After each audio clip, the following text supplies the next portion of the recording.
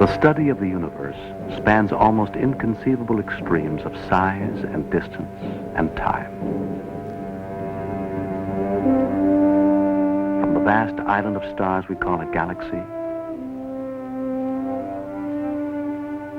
to the tiny atom and the particles that comprise it.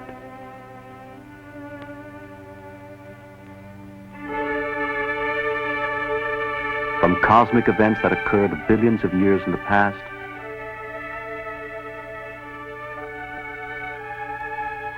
to microcosmic events in the present that endure for only billionths of a second.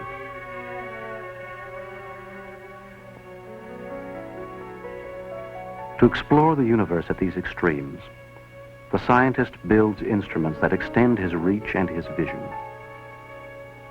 His great telescopic eye has the light-gathering power of 1,000,000 human eyes.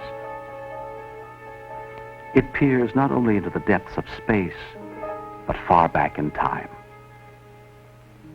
since the light it now observes may have left its source when dinosaurs inhabited the Earth.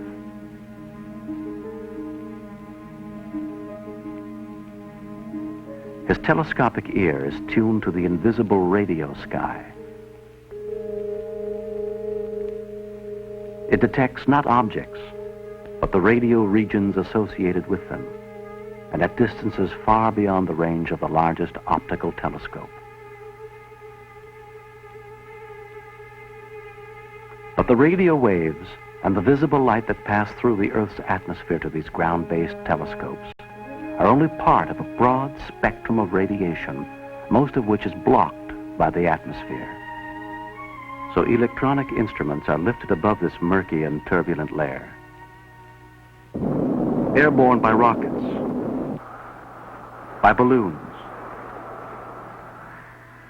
in unmanned astronomical observatories, in manned laboratories, and in spacecraft orbiting the planets. Instruments probe the near and distant environments of space and open new windows on the universe.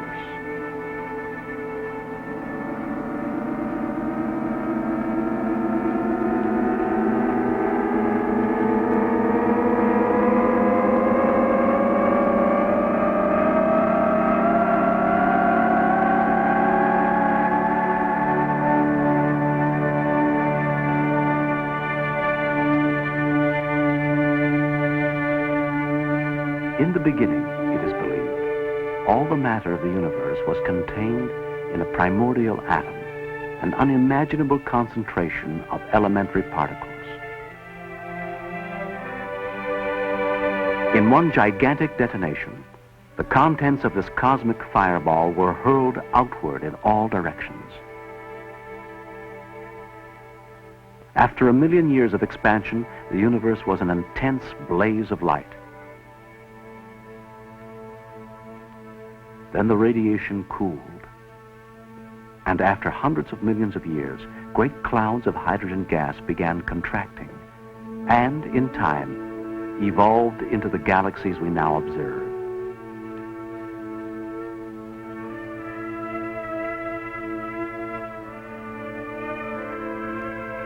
Inside these galactic whirlpools, smaller fields of gravity condense hydrogen into stars.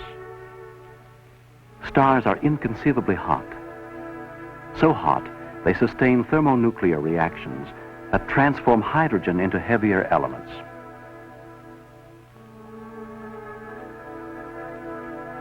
Sometimes their hydrogen fuel burns so fast, they flare out in violent explosions, hurling new elements across space. Like a great wind, the radiant energy of starlight drives these clouds of dust and gas throughout the galaxy. Out of these clouds evolve new generations of stars.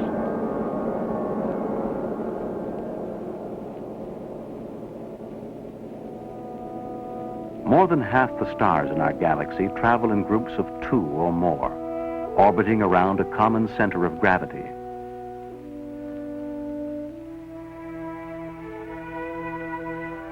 Like galactic comets, Immense clusters of stars swing in and out of the galaxy in vast, eccentric paths. Some small stars do not travel in the company of other stars. Our own sun is one of these. To the astronomer, the sun is a vast laboratory for the detailed study of a star's structure and energy. The vertical tower of the solar observatory supports a heliostat mirror which tracks the sun, gathers its rays, and reflects them down a light shaft that extends 300 feet below ground.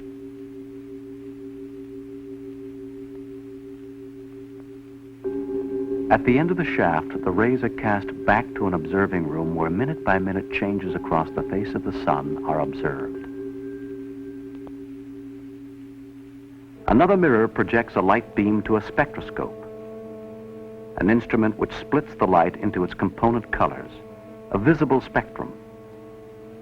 The dark lines that cut across the spectrum band are produced by the radiation from the sun's interior shining through its atmosphere. Each line is the signature of a chemical element such as sodium, iron, calcium. It is this array of lines that forms the code which describes the properties and motion of a star. By narrowing the view of the sun to a single line of the spectrum, each level of the solar atmosphere can be photographed, and each reveals a remarkably different aspect. And with the addition of computer mapping and color processing that distinguishes levels of brightness, a detailed and multidimensional picture is obtained of a sun undergoing dramatic and turbulent change. The sun is a sphere of hot, seething gases and surges of radiation. Most of the light we get from the sun comes from the thin, bright layer which defines its visible edge, the photosphere. Above it, the chromosphere, a region of flaming outbursts of gas, extends through a transition zone to the thin outer atmosphere of the corona. Once thought to be a quiet layer of the solar atmosphere, the corona is now revealed to be a region of dramatic large-scale changes and unexpected turbulence, with temperatures reaching millions of degrees.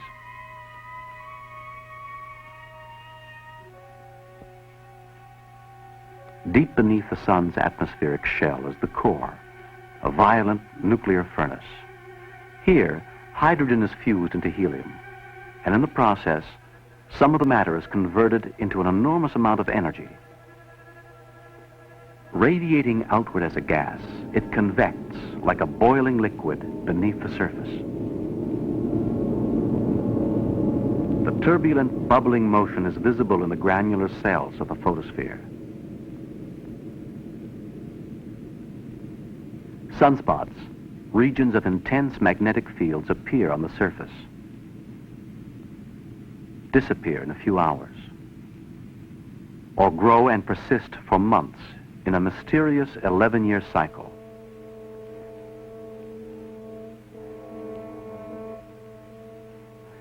The sun rotates once in 27 days.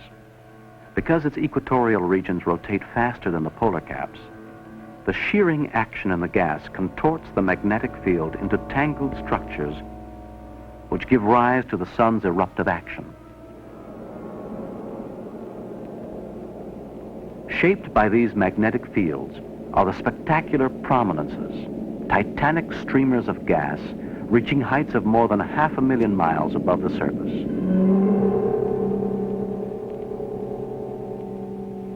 The greatest explosions in the solar system are flares, intense bursts of light erupting with the force of billions of hydrogen bombs. They move at hundreds of miles a second. Then, after minutes or hours, they fade away. The dark areas across the solar disk are coronal holes, which may provide new clues to the sun's interior, and may be a source of the solar wind, that blows outward to the farthest planets.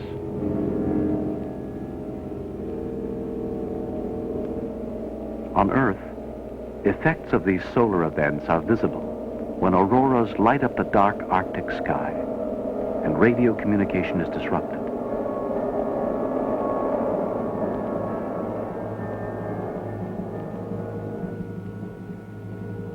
The Sun is an average, middle-aged star. Yet it will generate heat and light for billions of years to come, as it has for 5 billion years past. It dominates the motions of all bodies in the solar system. Nearest the Sun and obscured by its intense glare is Mercury, a cratered planet much like our moon. Temperatures rise to 800 degrees, but no clouds or atmosphere protect its ancient surface from the searing heat.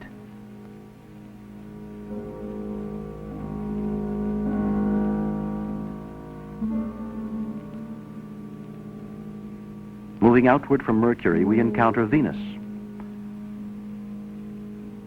Its perpetual cloud cover traps the radiant energy of the Sun within an atmosphere of incredible pressures.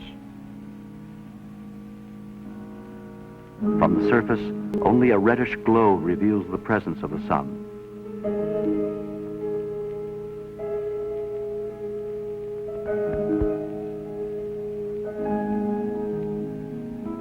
Beyond Venus, 93 million miles from the Sun, is Earth.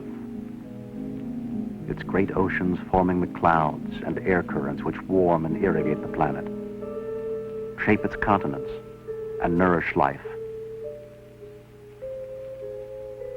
Its satellite, the Moon, airless, waterless, and scarred by meteors that have bombarded it since the time of its formation, now bears the imprints of our astronauts.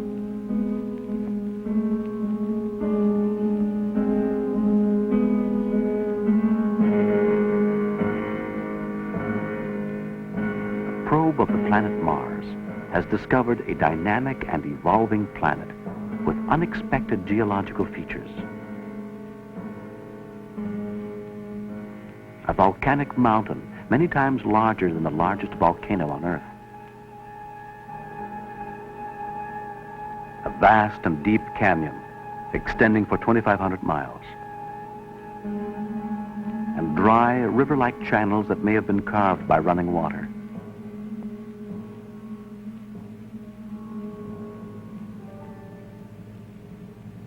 Beyond the orbit of Mars is the belt of asteroids, craggy chunks of rock and metal, some as small as boulders, others hundreds of miles in diameter.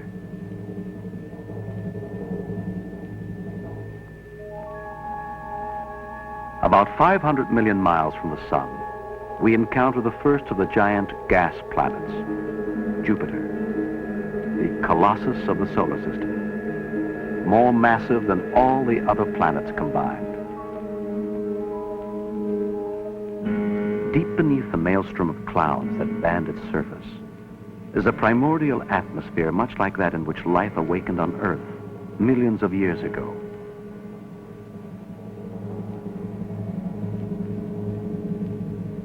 And drifting on its surface is the mysterious red spot, an immense cyclonic storm that has raged for hundreds of years and continues unabated.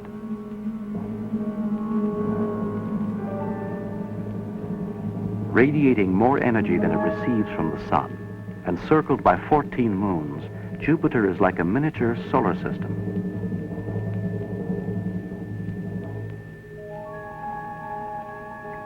The next largest of the gas planets is Saturn, girded by rings which, as we approach them, resolve into countless particles of frozen debris and ice, each a tiny moon orbiting the massive planet.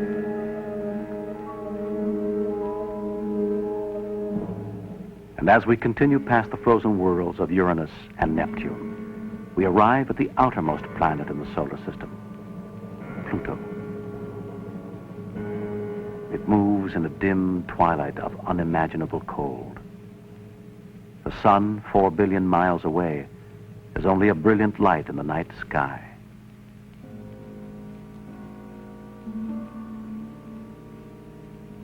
To travel beyond the solar system to the nearest star would require a journey of more than 5 trillion miles. Yet our sun is only one of 100 billion stars, widely separated from one another in time and space, but all bound by gravity, and all revolving around the central core of our galaxy, the Milky Way.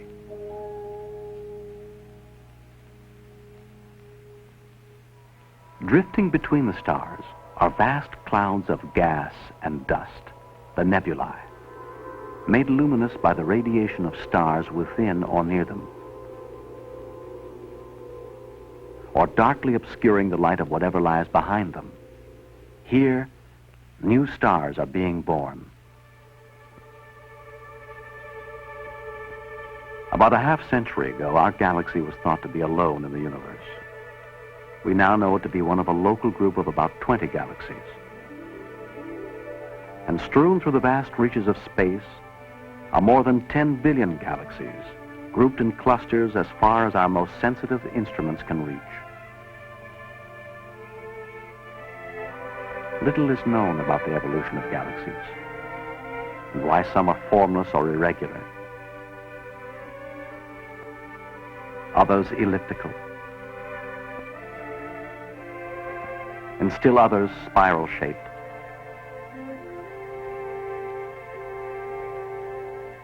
And we know as little about the galactic core and its role in the galaxy's evolution and structure.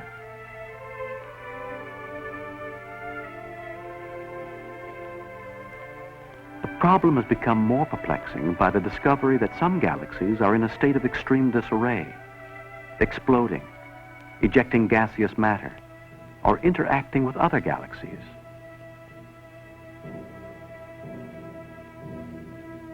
Even more puzzling are quasars, star-like objects, emitting as much energy every second as the sun radiates in some 10 million years. They appear to be among the most remote objects in space.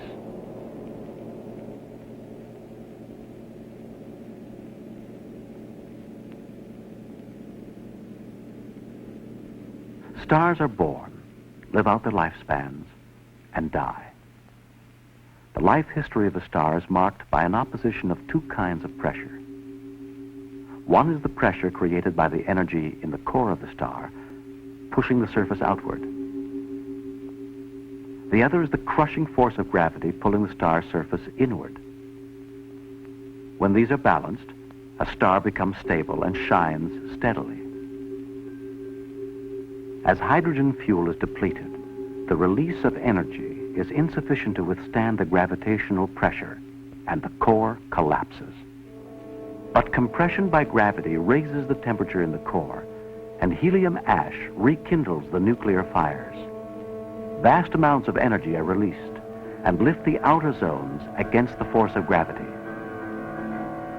The star is now a red giant. In the final stage of its evolution, it is the mass of a star that determines its fate.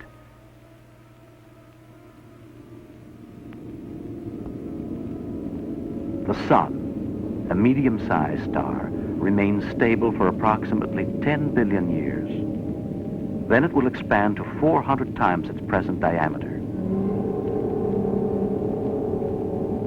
As it expands, it will engulf the inner planets, Mercury, Venus, Earth, and Mars, and create a nebula extending past the outer planets.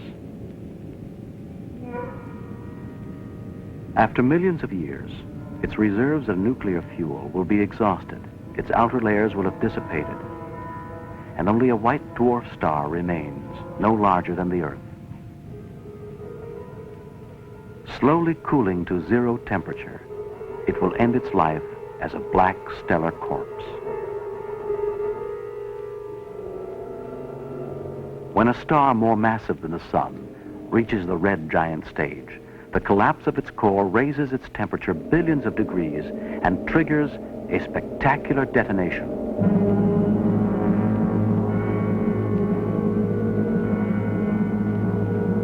A supernova explosion. At the center of the explosion, a residue of the star is crushed by gravity to a neutron core, only a few miles across, but so dense that 10 billion tons of its matter would fill only a tablespoon. It spins rapidly, generating radio signals in its strong magnetic field. And a radiation beam sweeping past the Earth is observed as a pulse. The star is known as a pulsar. An even stranger end is predicted for very massive stars. According to the laws of gravity as presently understood, nothing can stop its collapse. The star disappears from our universe, leaving a black hole in space.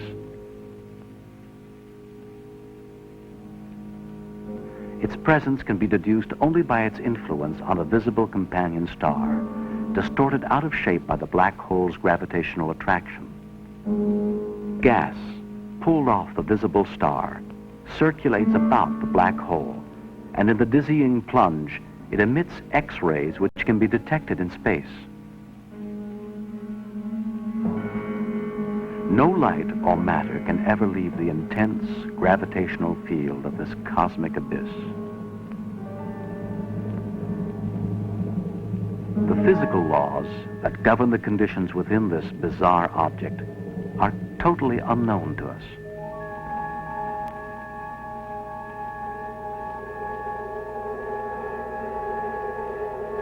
The evolving universe itself must come to an end. If it continues to expand indefinitely, the light of every star will in time be extinguished, and the galaxies will disappear into infinite darkness. But if gravity halts the expansion, the universe will fall back on itself. Galaxies will lose their separate identities. Stars will explode, and the sky will again be ablaze with light.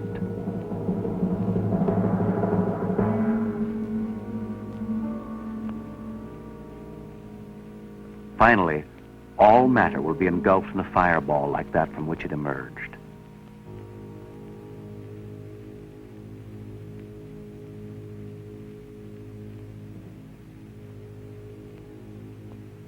All things on Earth, living and inert, are formed from the elements forged in some distant and unknown star.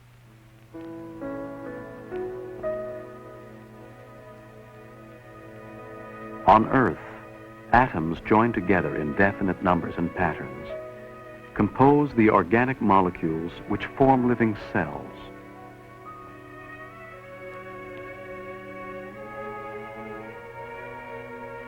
Since the discovery of complex molecules in the chill vacuum of interstellar space, there is reason to believe that among the countless galaxies in the universe, there are stars orbited by planets favorable for the evolution of intelligent life. Is space travel to these planets possible? Time and distance may be insurmountable barriers. The spacecraft Pioneer, now speeding toward the outer planets and beyond, traveling at 35,000 miles an hour, would take almost 80,000 years to reach the nearest star, Alpha Centauri.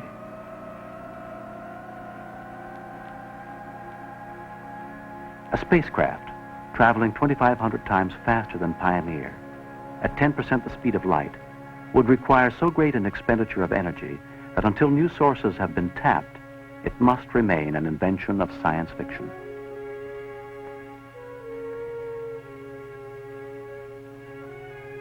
A more practical strategy in the search for extraterrestrial life is to tune in on radio signals traveling at the speed of light, beamed perhaps by creatures on the planet of some distant star.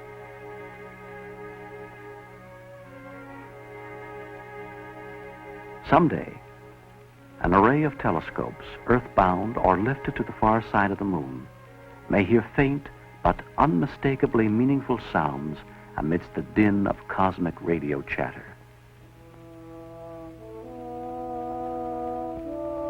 That moment will signal a change in the human condition that we cannot foresee or imagine.